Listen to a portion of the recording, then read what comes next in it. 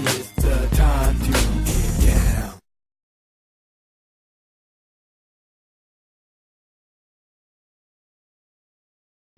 All right, you guys. It's time! It's time! Marijuana for Dummies!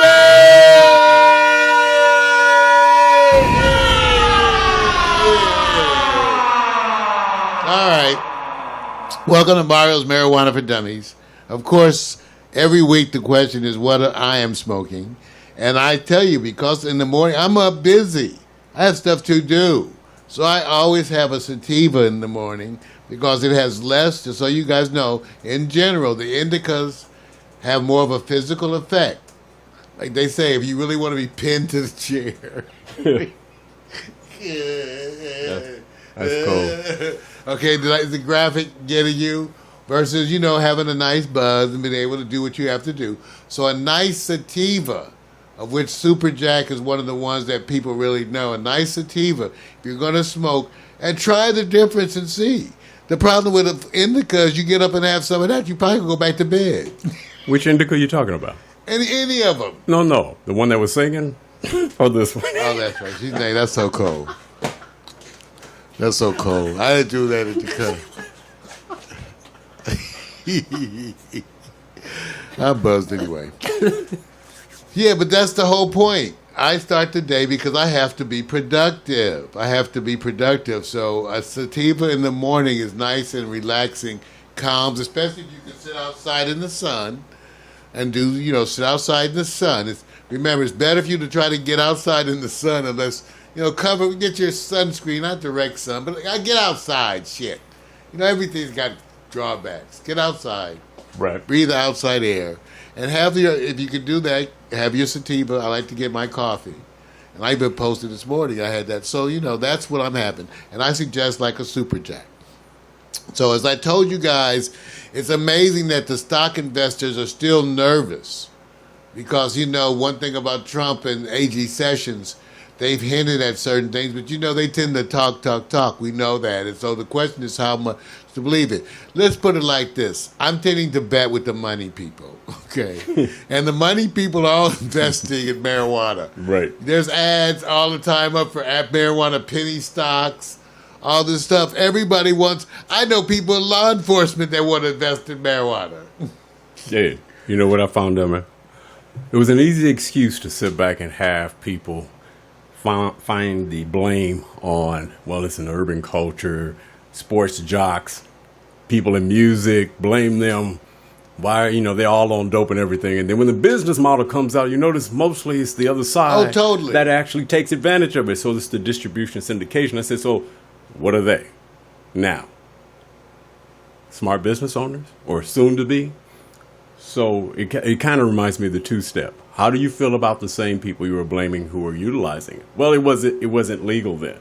I said, oh, so that's the difference. So now that it's legal, will you now adopt a policy that now that they're getting involved in that they're the smart-ass motherfuckers right now? Oh, excuse me for saying that. I didn't mean to use that because I may be smoking too much. All right, man. There you go. Well, they hit the nail on the head. And all of that is in there because that has everything to do, right, with the changing attitudes. Yeah. Right? I mean, I've heard people say it up in Oakland. They said, here's the corner where people got busted for years on hyped up, trumped up, drug charges, and now they got a dispensary. Right. In some ways, okay. But there's too much money in it. I think worldwide the attitude is changing so that the vacation spots are feeling pressure. Right. But let's put it like this. Let's talk about how sometimes marijuana doesn't have the effect that you think. Give you an example. We recently had Vic's birthday celebration, and we're putting stuff up, right? Right. You can watch parts of it online. But the point is, I was smoking throughout that, okay? Mm-hmm. Throughout that. Mm-hmm. Outside, the issue I'm making is that it in no way took the center place in that celebration at all. It was almost like it was there, but it was no different than having the wine and the champagne. They were focusing on the cake. Exactly. So my point is that sometimes it's interesting how natural the marijuana smokers are sitting over there smoking. and everybody else was floating around. Right. I was supplying it to everybody because it's free. They over age. I'm legally allowed to supply human marijuana. I can't sell it to you. So, but I wanted to make that point because it doesn't have to take over. True. And we're good examples of when it doesn't. I mean, in other words, what I'm talking about is enjoying it in a pleasurable way.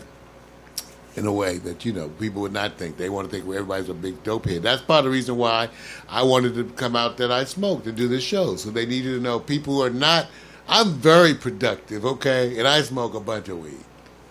And I outwork 99% out there, okay? Okay, I'm just saying. Don't even try me. Okay? Well, there is a societal thing called deflect and blame. It's easy, man. All I have to do is have an opinion about you. And if I have a voice, and I can have people actually believe it with very little information, am I not impacting their decisions about you, Mario? There was a time when they thought you were Uncle Remus. You just proved that. They did. They called me Uncle Remus. Some of y'all right now Googling Uncle Remus. Who's Uncle Remus? I know him. Right.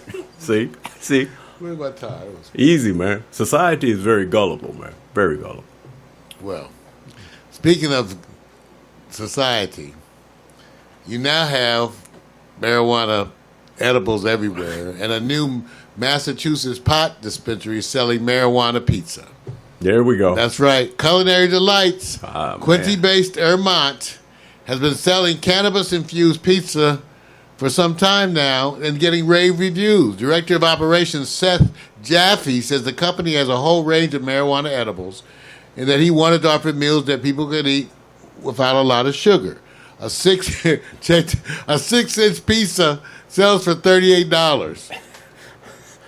That's like wow. Okay. The tomato sauce contains 125 milligrams of THC, the psychoactive component, right, and marijuana. They sold a number of pizzas already. Well, I haven't tried the pizza, but lately they got a lot of chocolate because the nature of THC is that it's going to be soluble in those types of things. Some things it's more easily. I can't get back up to my organic chemistry. Right. But it's more soluble in some things, even though I'm always cautious about heating it because I wonder how that's going to whether that's going to cause changes in it, but who knows? Right. But obviously, people can ingest things and not know and whatever. Oh, by the way, I know you've been enjoying that lovely drink in the refrigerator. Oh, yeah, man. I know it got a little lace on it. Okay. I know that. I know. There's alcohol in it. Yeah, I know. Okay. You know who caught it? Miko. This would have been a perfect reality moment. She said, "Is this the same drink?" I said, "Do you feel good?"